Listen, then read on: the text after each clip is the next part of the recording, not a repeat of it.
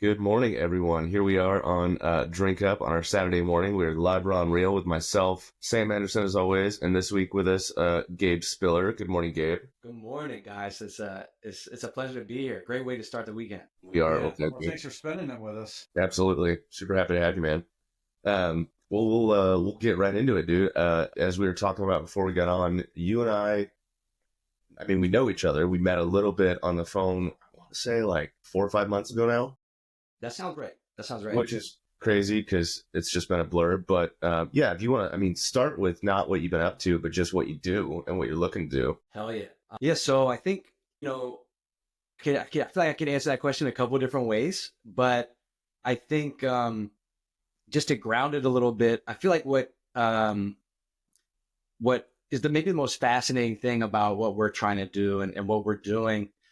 It's kind of the environment we're building in. You have food and beverage is undeniably this massive industry. And I think to me, maybe I'm biased, but I feel like it's one of the most important industries, if not the most, in the way that it impacts so many different lives. But you have this huge industry with thousands of companies, thousands of layers behind these businesses of other businesses, right? There's so many different players involved. And I think it's often overlooked how much all of the professionals all throughout that space have an essential task of searching, whether that's for raw materials, manufacturing partners, logistics, there's so many different equipment. There's so many different needs that all kind of start with the search process. And, I'd be curious to hear about your experience, how you would describe the search process, Adam. But from what I've gathered from my experiences and from the many conversations that I've had, it kind of sucks. It's like not only is it arduous and inefficient and time intensive, but food and beverage is also like such a high stakes industry. Oftentimes, if I'm doing a search, I need it yesterday. I got perishable materials. There's like hard deadlines, rigid production plans, so many moving pieces. And the search is really, there's really no tools that are built to serve that search process as a process. And I think that's been the biggest thing that we've been focused on. And the question, so what we've been building is a search engine for the food and beverage supply chain. And the question that we continue to ask ourselves is, could this be better? Could it be faster? Could it be easier? But then as a designer, could it be enjoyable? And that's really our main focus. And that's what we've been committed to these past couple of years. And that's what we're doing. Sure. No, I mean, thank you for the rundown for those out there who listening who didn't have it already. Yeah, man, I mean, I remember from our conversation, right? Like, so I've been in the industry 8 years. Sam's been here a year or two longer, right? But like we all last week said I was showing my age, and I'm showing my age again. And somehow I'm in the center of the screen between these two young, good-looking bucks. But hey, man, whole bit. I'll let you finish your thought. I have some backup questions after you go through, Adam. But thank you. No, and this is how I want to bridge the conversation to kind of bring you in on a question. Sam is like, even conversation Gabe and I had, my experience, everybody like it's all word of mouth. It's all word of mouth. And don't get me wrong. For guys like me who have zero issue running said mouth, as you can hear, I'm still trying to get my voice back after Expo. Like that works, right? But for a lot of people, like either that's just not who they are, and maybe they're not comfortable, and maybe it's a new industry, or maybe there's hesitation, whatever it is, right? Or they just don't know anybody yet, because that's a thing too, right? But then you pair that with, and I was having a conversation with a boss of mine yesterday, actually, just catching up. She's become a friend, and we were talking about the kind of the democratization almost of that word of mouth, whereas it used to be very like the people at the top sat behind these closed doors and these ivory towers in the sense of like, oh, you got to go through 6 people to get to them. And now because, to your point, like CPG, entrepreneurship, all these things have become, so there's been such a boom to this industry of people wanting to get into it, which is great and can provide a lot of really good value. I think those people have, not that they were doing it in a mean way, but they've sort of stepped down off their ivory tower to say like, how can I get connected as well? So you're seeing it from both sides, right? And so with that, Sam, I'm curious just from what, Gabe's working on, like given your industry experience and all the interactions you've had, like how do you see that fitting? Like, or like what questions come up for you? Like to step back, first of all, Gabriel, I'll give you a chance to, what is your company again? Your name of your company? Yeah. So it's Pick Your Packer, but we call it PIT. I think it's a little more emblematic of the culture and the product. Right, I love that. And I knew that answer. I wanted to know, I full transparency, I think about pickles when I think about Pick Your Packer. So anyway, but could You be know, some we design that might, we could do the we whole might bit. need a mascot, dude. We might need a mascot. I was thinking exactly. You're getting royalties. You're getting royalties if we bring that in, dude. Hey, we have fun here, Gabriel. So I just say what's on my mind. I just throw it out there. But I'm a big guy. I think there's a real need of what you do because people just don't know where to go, right? They show up and they get friends and family funding. They get investors invest in their company. And it was really interesting, the service that you offer. If there's a place they can go to find those resources, great. A lot of times they'll plug into some big mass person, and they'll charge them an unbelievable amount of dollars to actually, get that information. But if you're going to do it in a most cost-effective way for these folks, especially for startups, it's a really great situation because what you do could plug into what Adam and I do, right? We do very specific things, but if we can plug into you, and then we bring our partners in with you to actually grow this network. And I love the idea of a network. I also love the idea of a community. I believe what you're building is a community. I don't know if that answers your question, but I definitely believe it fits in, Adam, in terms of what we're doing, because we're trying to build a community, and then that community brings knowledge, and then that knowledge helps people be successful, gives them an opportunity to stay in the game, to grow. I talk about 4 things every week. A brand they test it, they build it, they scale it, and they sell it. So those 4 things, you play a role in that and how we bring it together. Yeah, I think, I couldn't agree with you guys more. I think one of the things we love the most about this industry is how, even though you have $1 trillion industry, it's really running on the back of word of mouth. It's such a relationship driven industry. And I think it's pretty magical that that's the driving force. And it's something that ultimately we don't see ourselves trying to replace. If anything, we really want to embrace that and bring that into the network. As you mentioned, Sam, I think that's really how we like to look at it as well. As it's all these different kind of nodes in the network, and they all have these different connections to each other.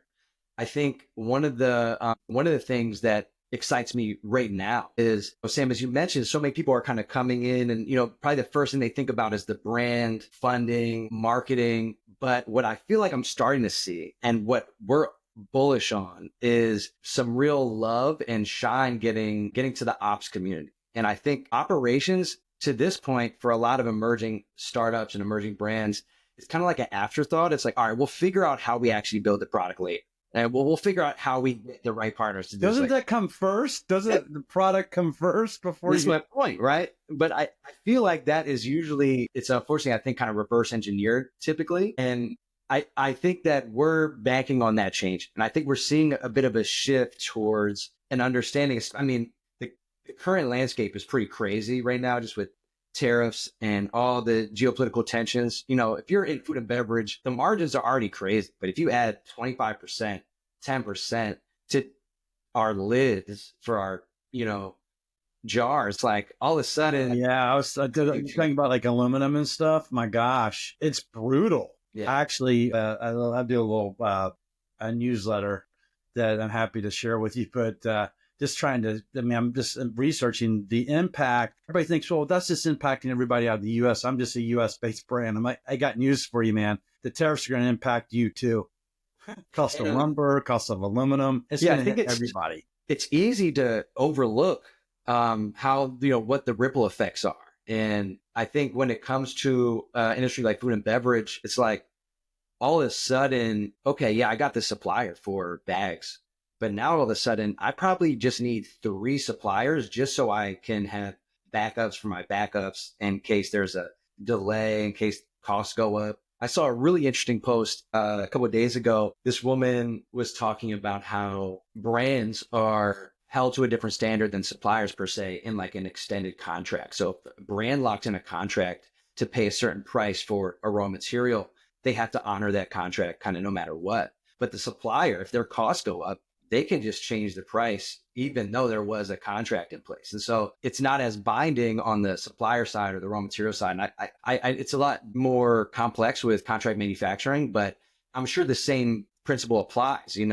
The brand doesn't have that much leverage in an instance because, they need the product. And so I think it's really easy, especially as a customer, especially if you're not even in the industry. I think it's really easy to overlook the impacts, but even in the industry, I guess I'm just really curious how it pans out because I feel like we're still in the early innings. And I think, especially with trade, trust is such a big deal. And like, obviously trust has kind of been shaken across the board in a lot of different ways. And so it's going to be interesting. But to me, it just puts more emphasis on operations, procurement, folks that really understand the complexities. And yeah, let's get into the operations and procurement piece, right? So this is why I was talking before we got started. I said, hey, Adam, you got to run this ship. You and Gabriel have to have the conversation. I'll just kind of try to think like I understand everything about operations and all this exciting topic. And by the way, it's truly the most important thing. If you don't have this right, you can get in a whole lot of trouble in my experience. One is if you don't have the money to make it, you can't sell it.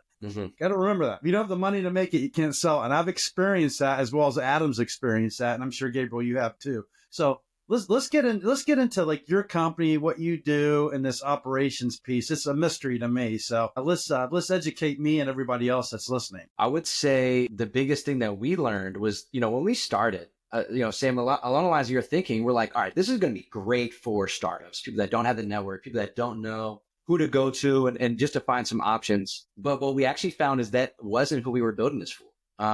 We found our best users and the people that were getting the most value were in the operations community or consultants in the operation community, because they knew what they wanted. They understood the dynamic of like how to engage in these conversations. And I think more importantly, a lot of startups would come and they wouldn't really even know what to be looking for or how to even go about talking about it. You get somebody reach out to a manufacturer like, I'm making this supplement and I need 4 samples of 4 different formulations, ideally like 20 capsules of each. And I'm like, all right, no manufacturer is going to open this email, but you should really just be in your kitchen and messing around a little bit. I mean, don't take that advice, but I think you're spot on. Do take that advice. You should talk to somebody that's just specialized in formulation and start there. And so know some people we can introduce you to, by the way, to get into your network. 100%. I think that's the interesting piece is that we found a lot of the manufacturers we were talking to were sharing that oftentimes, I'm speaking as a manufacturer, oftentimes I end up being a consultant, right? Where they're talking to somebody and they're not actually doing, talking about a legit business opportunity. They're like, okay, so first of all, do you know what your COGS are, right? All right, do you have any annual projections, right? All these different things that I think most folks don't, like they kind of want somebody else to think about it for them. And what we started to see was this interesting triangle where the consultants could support those folks that don't really understand exactly what to be looking for, how to think about it. And then the consultants then have this tool with this network to then easily really just accelerate the search process. And then the manufacturers get to hear from somebody that actually understands the conversation and kind of accelerates that conversation as well. So instead of really creating for startups, we found we were really building for the professionals themselves. And I think that's something we're really excited to continue to create. Does your service provide, because there's a lot of founders out there. Obviously, I would never go into a situation without the expert. Because I'm I consider myself a pricing and commercial planning guy. Nice. So I always say, hey, never go to that meeting without bringing me. Right. But does your service because there's a lot of founders that don't have a lot of money, right? There are a lot of startups. Does your service provide kind of like a do-it-yourself opportunity, like to educate people how to do this stuff themselves? It's honestly something we're really intrigued by. I think that there's a real need for something like that. And we have a ton of ideas, honestly. And I think to a degree, we can do that. But what we've decided to double down on is really trying to provide as much value for the professionals or those specialists first, because we found that it's really easy to spread ourselves thin, and we actually just create more leverage for ourselves as a company, honestly, in this way, because a lot of the consultants or operators were representing those startups or representing a number of those startups. And so it just enabled us to find a much better, what you call like product market fit, right? Where we were actually able to deliver the most value to those folks in operations, the folks that are consulting for, maybe fractionally or in different capacities. Whereas with the startups, I think that there's so many places to start. And I think that it's hard to deliver the most value up front, but that's absolutely core to our our goals and where we're headed, I think that might be one of the things that's most needed in this space. We joke internally that we should create something that basically, this might not come out right, but basically something that kind of tells people no, right? It's like tells people not to do their product, right? So I think when we think about what could we do that would give the most value to startups, it would be something that kind of give like a barometer check, like where are you on the journey? Like what do you have worked out? And then what would the next steps be? And like trying to create that kind of roadmap, we almost see that as like a product in itself. And so that is absolutely something we're focused on. And I think at this point, what we would do is we would just be having one-on-one conversations. We would point them in the direction of a consultant or a specialist that could offer that service that could really help them. But I love where you're going on this. If I'm tracking with you, and sorry, Adam, this is so. No, are you familiar with that? Are you familiar with YouTube? Yes. Yeah. I love where your head's at. Okay. I'm going somewhere with this. So on YouTube, the first time I ever went to YouTube was to do it yourself. I'm like, I Google how to do a ceiling fan or how to like install an electrical outlet, how to take out a waterfall, whatever. I would do it yourself. But where you're going with this, you could actually have that as an opportunity. If you want to do it yourself, these are the steps you would take. But by the way, here are the professionals you need to talk to. Adam Smith is an expert at XXX, right? And then you connect him with Adam or Sam Anderson. He does distribution and sales. Or talk to my company. We specialize in this. I think if you do that, people are going to appreciate that because everybody wants to do it themselves. Every founder I've met, yeah, I got the pricing. Adam, you can chime in here, but I have the pricing. I got that taken care of. I'll do that later on. I'll do my own sales. I mean, I hear it every week. I got a great example. I was speaking with this founder that comes from Turkey. Their family owns a farm. Within the family, they also have a manufacturing plant. And so they were making these products with different Turkish goods. They had basically a finished product. So their cogs are worked out. The processes are worked out. Packaging, everything is pretty much good. They would be importing a finished good. So if you think in comparison to most startups, they are way ahead of the curve and they actually should be just fine. But they had serious issues with figuring out FDA compliance of importing finished goods. And like, that's a whole nother, rabbit hole to navigate. And then next thing you know, oh, wait, we don't have this specific paperwork or certification at the facility. And now we can't use any of this material or whatever it might be. And so there's just like all of these, what would on the surface look like, oh, this is a done deal. This is actually going to be really easy there's actually still so much to navigate here. So I think, to your point, there's so many hidden steps along the journey. People see a product on Whole Foods shelves and they're like, all right, let's get in the kitchen. Let's make this happen. And there's a ton of steps. Sam said it, Gabe, you said it. I'm going to reiterate it. If anybody, brand, vendor, whatever here is listening, and again, professional, I hate all those words. Right? 'Cause I'm just a guy that's here and they all get overused and they all get spun in shitty ways. Right. But like, to your point, Gabe, to the point we're all making, none of the pillar of starting a brand exists in a vacuum, meaning like sales cannot exist on its own. Marketing cannot exist on its own. Ops cannot exist on its own. Formulations cannot exist on its own. But those are all separate services. Those are all separate vendors for obvious reasons, meaning like the formulations group is not going to legally bind themselves to your sales and take responsibility for whether the product sells or not, because that would be asinine.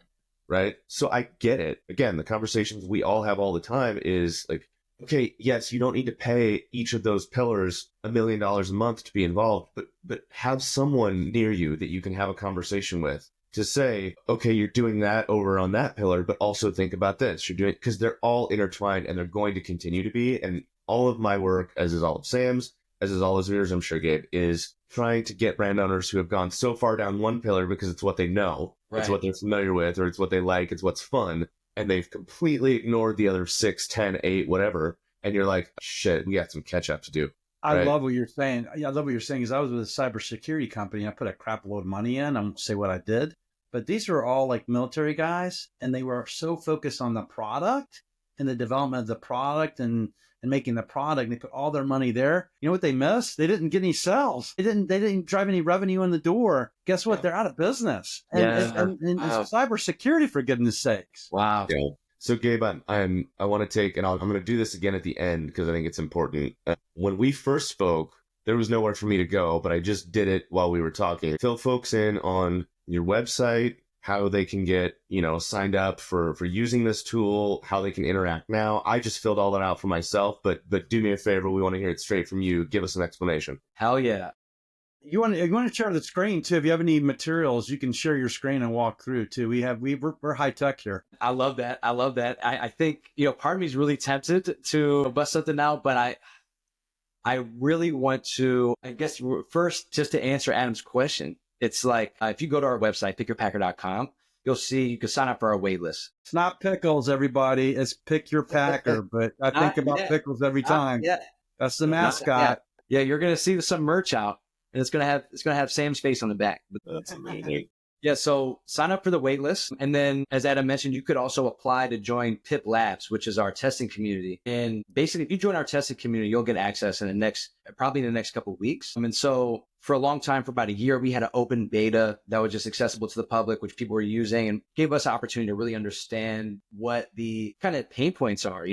Where does the search not work? What do you need before the search? What happens after the search? It was a huge learning opportunity for us. So can anybody sign up for what you talked about? Because I want to make sure that we get that information out, maybe put it on the screen too, Adam, or we can text so we can read it, and then I'll get it into the actual podcast as well. But this is real important. Can anybody sign up for this, what you're talking about? Yeah, anybody can sign up. And I think, what we're really trying to figure out is, to answer one of your questions also, Sam, like, how can we deliver the most value without spreading ourselves too thin? And so I think people that know really what they're looking for are going to get the most value. But with that said, anytime somebody comes and is looking for something, if we can't help them, that's actually super helpful for us, because it gives us opportunity to see, okay, where are we missing? Where do we have holes in our network? What are blind spots? And, this is a good segue into Alicia's question, which is like, what does a day look like? And when people come to me or our team, how do we kind of qualify them? And I think the first step, even if you're,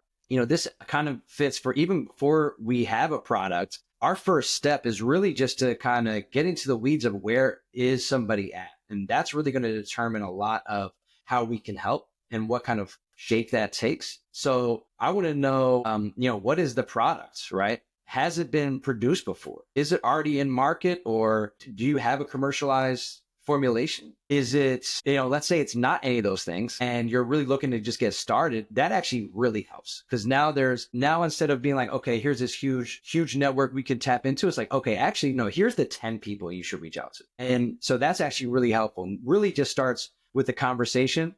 And then a lot of times we give people additional search supports. Let's say they're looking for something and they don't even have time to use the service. They reach out to us and we basically help them with that search. And so we use our tools internally. We use our peripheral network. We use our peripheral network, right? Like if somebody comes up to me and they got this really specialized cold brew product that they're trying to create, I might be like, Adam, do you know anybody that specializes in, So can Adam be a vendor on your website? I'm assuming he can, right? You'll put Adam out there and like contact him for this, and this. Yeah. And really getting into, all right, where does Adam like to show up? Is he really trying to offer specifically operational support? Is it specific to beverage formulation? Is it specific to early stage? Or does it, kind of scale up? Is it all the above? And so when it comes to the day-to-day, it really does vary. I think one of the biggest eye-openers for us was, we're like, all right, this is a tool for the entrepreneurs on the brand side. The thing we've continued to learn, and everybody in this field is an entrepreneur. Everybody that's a co-man, they are hardcore entrepreneurs. I mean, they're so dynamic in what they do, depending on who they talk to. There's a lot of creativity within this field that I really admire. So ultimately, where do we fit in? We were like, all right, we're bringing everybody to suppliers. We're bringing everybody to manufacturers. And all of a sudden, manufacturers were reaching out to us. Hey, do you know I need 20,000 pounds of deodorized cocoa butter yesterday? And those things actually ended up being some of our first success stories. And a light bulb moment went off for us, because I think we just assumed these guys are legit. They've been in the industry so long. They got their secondary, tertiary suppliers. They got their network. They don't really need us. But I still hold that assumption, but I've been proven wrong a number of times. Think about Netflix versus Blockbuster. You're like, what the hell is he talking about? Netflix versus Blockbuster. You know what I'm talking about? Is you're a disruptor.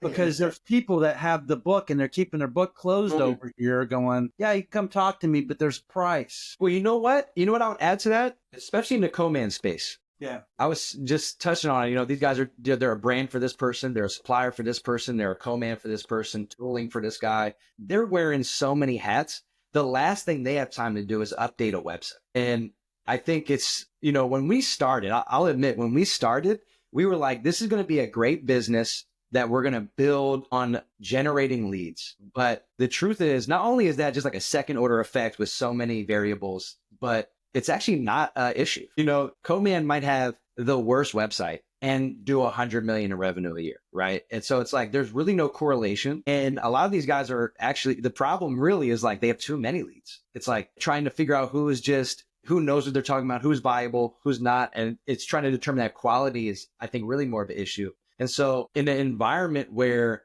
the actual like act of having a digital presence is kind of, I think, out of reach. I don't think it's realistic to have everybody that has a beautiful website, great SEO. But beyond that, it's also really hard to market as a contract manufacturer, right? I got all these capabilities. I can make any products. Like, how do I know what to be discovered for? How do I know what to list? Well, pick your packer. You can help them market, to your point, and that's going to disrupt the people that keep the book close to the vest, because they're sitting back there going, "Yeah, I know all the co-packers across North America, but you need to come talk to me to talk about that." And that is valuable information, but it's more than just open up your book and share who they are, because just because they know who they are, they're not going to know what to do. That's when your services come into play, right? That's the key. I know you're shaking your head here. So let's say Adam has all the contacts. Adam could give me all the contacts, but they might only open an email for Adam, you know? So it's like, there's definitely something to be said about the relationship and there's more than just the contact information, right? It's like, there's a lot more there. Well, I think, and this is, I mean, Gabe, this ties in a little bit with what you and I talked about several months ago, and some of the things we've mentioned here. And it's an example I've been using a lot lately is, you know, Sam, to your point, right? I did it yesterday. I sent like 4, I mean, you know, old coworkers from BevSource have gone off and are at other places. Several of them now are with co-packers, right? I send their information out weekly. I put them all on email threads together, right? Like, I don't give a shit. And they don't care. Like, I went and had beers with them 2 weeks ago. We all met. Like, they're all at different facilities. Cool, right? So the value is not in, oh, here's a name, right? The value is in, like, that I can provide is in, all right, yeah, I might give you a list of 5 names. 4 of them, it might take you 4 hours to like connect, to really, like, they're buying your idea, you're buying their idea, like, the math lines up, you guys are quality-wise on the same page, like, it might take 4 hours. And that is indicative of how the rest of the process will go. Like, it's going to be extensive, it's going to feel clunky, just because maybe it's not the best fit, but it does work, right? And the 5th one takes 30 minutes, right? Now, you as the brand owner have no fucking clue which one's which until you start having those conversations. But by the time you get done, you might be a week and a half, a month, a year into it, right? And that's if you do it on your own. If I help you do it, and I'm not saying that I'm the greatest thing since sliced bread, but chances you are are it's the gonna greatest go thing faster. since sliced bread. And by the way, Right. so this is exactly Right. nailed it. But I Great think, pickles, dude. right, exactly, dude. The pickle mascot is just, wow. I can't tell you now. But Right. so Section to and bring now that I'll back get around to royalties pick for that, by the way, Gabriel. bring that back around to pick your packer, right? Like, and this is something we talked about. How are you? I'm curious to understand from when we talked before to now, because you've mentioned co-packers, you've mentioned like cocoa butter. Are you and your team still trying to focus in like, okay, we want to be a tool, whether that's for a brand or a consultant or whatever, we want to be a tool to affect a useful conversation around mostly co-packers, and then we're doing some raw material work here and there, or shotgun approach, raw materials, packaging, every industry, all over the board, like, don't care. Like, how are you guys tackling? Because it's a big problem, right? Like, how are you tackling? It is. No, this is a great question. So what we've done is, you know, basically to cut to the short of it, we are taking a little more of that shotgun approach. You know, we have been able to build this substantial database of contract manufacturers. And I think that's really important. And as we've begun to see them as users as well, and their teams as users as well, we've really been putting a lot of emphasis on raw materials, really primarily ingredients. We're getting into packaging as well. But I think, let's go into equipment. Let's go into laboratory testing. Yeah. Commercial kitchens. There's so many players, financial services, somebody that offers factoring. There's so many things that people need that are searching for and often are searching for in desperation. And so it's like just the ability to have it all kind of in one place and be able to find it all very easily without having to go, to page 27 of Google. It's like, that's, I think, where we see ourselves bringing the most value. And we're really trying to. Are you a subscription-based service, by the way? Yes. So it's been so interesting as a startup, and Sam, I'm sure you experience it all the time from a pricing standpoint. It can be such a mysterious thing. How do you price? How do you build that business case? And, as I mentioned earlier, as we learned that leads actually aren't even that valuable, right? It's not even that big of that compelling of a value proposition, especially to manufacturers. We actually realized the users were getting all the value up front. They need the thing right now. They have a tool here that's really specialized to the search process, right? In a number of ways. But then beyond that, they also get additional search support where we'll go out and, find the folks for them. For the subscription, you're not just getting this website you go to, you get you and the team behind that. Exactly. So we kind of call it like a full scope search experience. And so the users would pay a subscription model to access the search engine, access the network, access the tool, and then also access our team. And so, we see a lot of opportunity there. And then, eventually I think we could see some kind of product emerging for the companies in the network that could be productized that they would maybe pay for, to see some analytics on how many hits they're getting, who looks at their profile. But truthfully, they give us a ton of value just being in the network, right? And just having information about what they offer. Who do you want in your network? Who's your target? As far as who's in the network, like as a company? Yeah, like who would you want in it? Like what type of companies, people, like when you join a subscription service, like who is it that's going to benefit most? Is it everybody or? And so you mean who would be the user? Yes, the user. Yeah. So honestly, we're really focused on operators, folks in procurement, whether that's within a brand or within a manufacturing facility, or somebody that's operating more of like a multi-capacity role, right? Like as Adam was saying, I think consultant or fractional ops has like people have their own assumptions about those terms, but I mean, that is like one of the most valuable services. If you can have somebody come in and really help you with that stuff, it's like, that could be life or death as a company and really set you up for a sustainable growth. But that's our target, is folks that operate in that space. And I think over time, there's a lot of other areas to go. We see a lot, people ask us every day, at a manufacturing facility or at some kind of supplier company, some raw material company, hey, could I use this to search for companies that use my product to like send them quotes? We get that all the time. I think that's kind of unavoidable. And we just see that as being like another facet of or function of the search engine. But that to us is, we just don't want to get too distracted. We think there's so much opportunity just to deliver value to the professionals that are constantly looking for things and building a relationship with them and building the tool that they actually want to use. Got it. So before I forget, I know Adam's deep thinking again, and I stepped in here, but before I forget, could you pull up on the screen just like where people go to sign up for this? Do you have anything you could share? Like go to www.pickyourpicklepacker. Pick your packer. I know. I'm just joking. Can you put something on the screen so people can see it? Would be really good, Gabriel. No pressure. I got you. Let me run her up. Hold on a minute. So, things are going to be changing very soon, which I'm excited to say. Let's see here. Let me get the right one. So yeah, basically if you go to pickyourpacker.com, this is what you're going to be greeted with. Basically, we've locked everything up for the past like 4 or 5 months as we get ready for our V1 this spring. Come right here and join our wait list. I excited for a lot of things, but I think what I'm most excited for is for people to start giving us feedback, whether that's explicit or implicit, just seeing how people use it, seeing how it doesn't meet expectations, seeing how it exceeds expectations, see what parts of the search functionality is the most valuable, what do people use the most. What's the website they go to though? What do they type in? How do you get there? It doesn't say on the screen. So this would be pickyourpacker.com. pickyourpacker.com. Come to pickyourpacker.com. If you're a company, let's say you're a consultant or a manufacturer or a raw material supplier, you do R&D, logistics, come up here. You can list your company for free and just be in the network. And if you want to access the search engine, you're just going to put your your email in here. You're going to join the wait list. And then my recommendation would be then to join PIP Labs. And if you just give us a little bit of information, you can apply to become a member of our testing community. Not only This is what Adam just did. Correct. Yeah. So I wouldn't qualify for this, but I could try. I tried to get a media pass to Expo. I'm gonna try to get into this too. You're gonna be like, no, you don't qualify. You're out. Sam, I'm gonna be honest. I would love to get somebody like you in there as well, just because I'm curious, like what comes up, like how you would just naturally use it, how you would, what some of those issues would be. But if you were to join our PIP Labs community, you're going to get access in the next couple of weeks. And then beyond that, if you basically just tell us what your experience was like, you fill out a little feedback survey, you'll get free access to the service for a period of time. Okay. I'm in. Send me the link.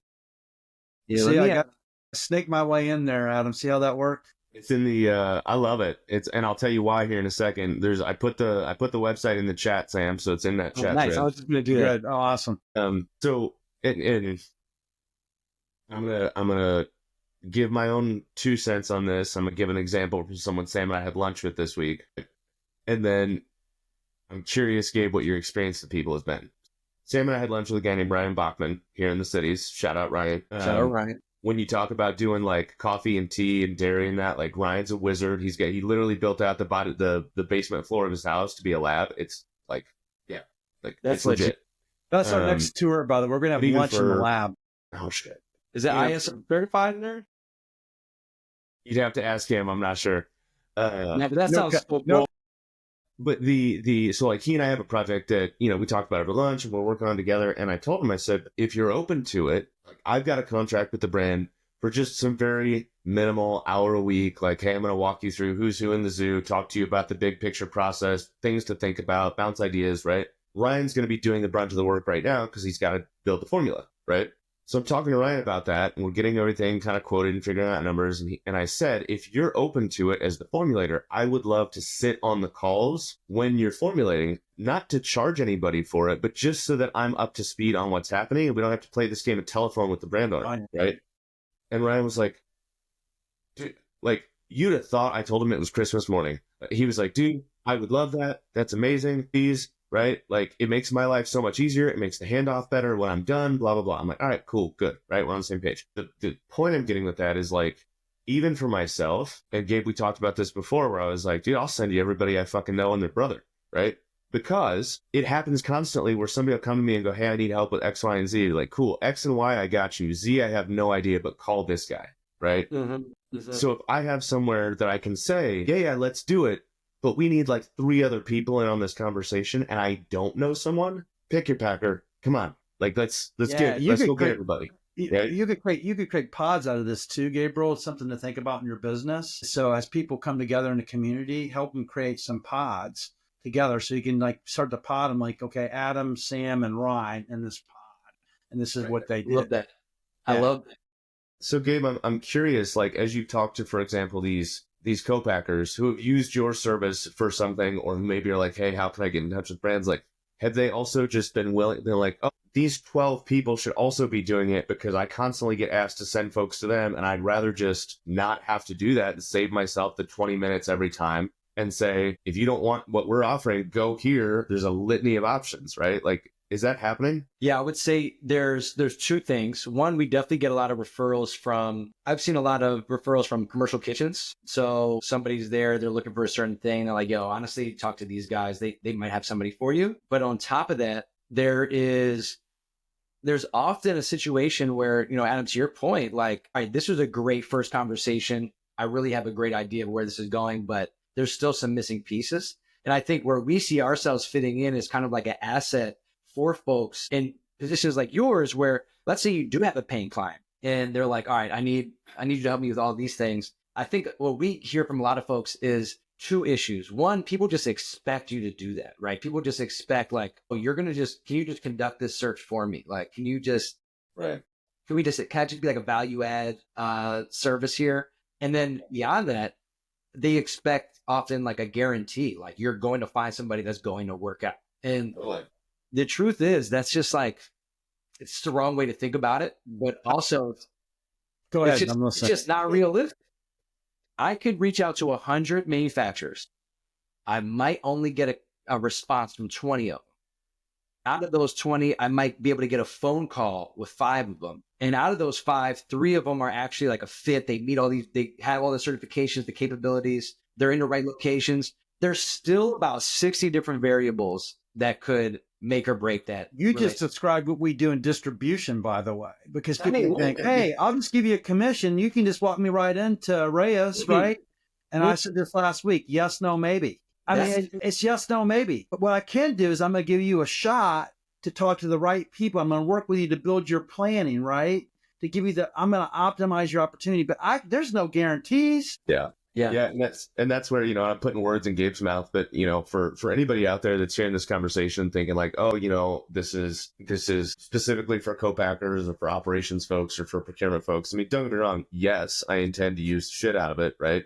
But to Sam's point, right, like sales and distribution, marketing, like go back to the pillars, every formulations, every pillar deals with this issue, right? So like, I'll pick on Ryan again. I ask him a couple times a week now, right? Since we've kind of reconnected and been catching up, like, hey, what about this? Because I know he's intelligent enough to figure shit out, even if he doesn't know it. But it becomes a matter of, is it what you want to do? Is it what you like to do? Do you have time for it, right? Like, what about this? And if the answer is no, I'm like, okay, who do you know? Inevitably, I do give a mouse a cookie shit myself, right? Because I'm trying to find an answer. So like, and again, this is why I asked about the shotgun approach, right? Because for now, as much as I'm sure it's operationally focused, like there's absolutely potential here for the sales and distribution world, the marketing and branding world, the finance world, the formulation, like it just keeps going, right? Yeah. And I think that's easily the thing that makes me the most amped up because it's like, it's almost so big, it's easy to miss. Sure. Just the fact that, basically our goal is to create this kind of foundational search layer. So like, no matter what you're looking for, you can find that thing, but beyond that, this is actually kind of interesting. So here's what we found in testing so far. While we built the beta and I'm having hundreds of calls with all types of different people, all of a sudden, people are using the beta. People are, it's working, it's not working. We're troubleshooting. We're learning a ton. But then people are just reaching out to me offline. Hey, do you know somebody that can do grass-fed butter, for retail and club stores? And that was me. I'm like, not yet. Hold on a minute. Let me find it. I think the interesting thing is I basically became this like accidental broker where I'm actually just making all these connections. And at first, I think people were a little suspicious. They're like, well, what do you get out of this? And I'm like, I'm just learning, brother. I think people are a little. Hence the title of this podcast is going to be Gabriel, the accidental broker at Packer. I love that. I'm making bumper stickers, dude. I think, long story short, I ended up using our beta app to facilitate a lot of these conversations. And that's where I started to learn, all right, what would this look like ideally? And so we basically built something that allows you to have a much more complex search, right? I can't go to Google and type in kosher wire cut cookie manufacturer in Kansas, right? But that's what we built, right? So you can actually search with this layered complex research, but because tools like that don't exist, people don't search in that way yet. I have a chocolatier that I'm going to be talking to in 2 weeks, by the way. Adam, you and I are talking to him, but we can connect with him and he can be in this piece. He has like manufacturing plants. So if you need chocolate made in your... I would love to talk to him. Chocolate is not an everyday product, and it definitely takes a lot of specialization to do that. So I would love to meet that guy. And I think, what I was getting at is like, people are used to searching with simplicity. Like they just go cookies, right? Instead of complexity. So I think we have like a bit of like a task on our hands to onboard people into being like, yo, search any way you want. Like search the way that you want. And so we're really, looking forward to having something like that available for people because at the end of the day, it's kind of new. You really can't do that anywhere else. Yeah. Totally. No, totally, man. I'm super excited to see what the next few weeks brings and see the tool, kind of go live to some extent, because I mean, again, I know Sam knows this and you know this, and most people listening know this. Like, most of my day, and I'm sure others as well, is just like, oh, yep, like, talk to this person, talk to this person, talk to this person, talk to this person. And when you do, say this, and then say this, and then say this, and then say this, and don't say this, but think about that, and then say this, right? Like, it's halfway just coaching people around having the right conversation, because they just don't know. Like, they're new, right?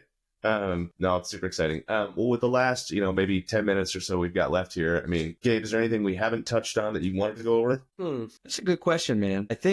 I guess I'm just curious, Adam, you've had so much experience at BevSource, at the lab, and other, probably a ton of different experiences helping companies with their supply chain and running these searches. And I'm just curious, like, how would you describe the search process? I mean, in a word, cumbersome, right? Like, even now, literally, I mean, I've got an email from a gentleman in the UK that I'm trying to help find a facility here over in the US. And, so it's usually a very simple two-pronged approach of reaching out to my network, sending that email I talked about, where I just include everyone and their mother and go, hey, who knows who? Because it's a project type, like it's a package and a preservation method that I'm familiar with, but I haven't done a ton of work with, right? So it's reaching out to my network and then Googling 6 ways from Sunday, right? So which sometimes works, but every time, even when it works, it's just cumbersome, right? Mm-hmm. It's time consuming. Now, again, to your point on it being a value add, this guy's a friend. I do it because it's an education opportunity for me, just like what you just said, right? I'm not looking to get paid for it until it, if it starts to become the thing I'm doing every hour of the day, different story, right? But I'm just trying to educate myself, help a friend, whatever. But I might spend an hour on it, get nowhere, come back to it 3 days later, do the same thing, right? So it's a lot of that. Yeah. It's honestly reassuring to you say that, because I think as somebody that has ended up doing a lot of those searches, it can often feel like, man, like, is this really the only way? I think one thing I love, and I'm very intrigued by, is just how everybody has their own Excel sheet, right? Their own Google sheet of contacts and folks that they've met throughout the years, or co-packers they've reached out to, or raw material suppliers. And I was speaking with somebody who runs a brand in a brick and mortar spot, and she also does, a number of things, but she also does handles all of the suppliers and all the manufacturers, all those relationships, all those searches. And, she was talking about how she really wanted to hire out for that, how she wanted to bring somebody else into that dynamic, but all of those resources are so siloed. It's so hard to kind of pass that off or bring somebody into that process. That's really what we've been trying to build for, is like, what would be a tool that folks could use and then grow their contacts over time, but then also have it be accessible to other people on their team and be able to understand kind of where things are and what some options are. I think you got to move fast in a lot of companies. It was, the guy, Alex Coves, and he has the Better Batch podcast. Great guy. They were talking to this one gentleman, and he had mentioned in his facility, there's like critical roles. And for certain critical roles, they have a rule where at least 4 different people in the team have to know how to do that critical role, do that task. Sure. I thought that was really fascinating. And I think that applies to this space. You never know who's going to find out somebody's missing something, or something's backed up, or something's not available at all, or just costs too much. Right, who else do we know? Who else have you reached out to? There's so many moving pieces and so many different people doing different parts of the same thing. We're excited to offer something that allows it all to kind of be housed in one place and focus on, once again, I think my goal is to see how can we make this enjoyable? I think to go for cumbersome to enjoyable is definitely a tall task. So do you have a mission statement? That's a good question. I think, I could get really esoteric and existential. Well, you kind of said it, so that's why I asked. Well, I think we should spend some time internally really nailing down what our mission is, but I think maybe that is it. I know me personally, part of it is definitely trying to build the most enjoyable search engine.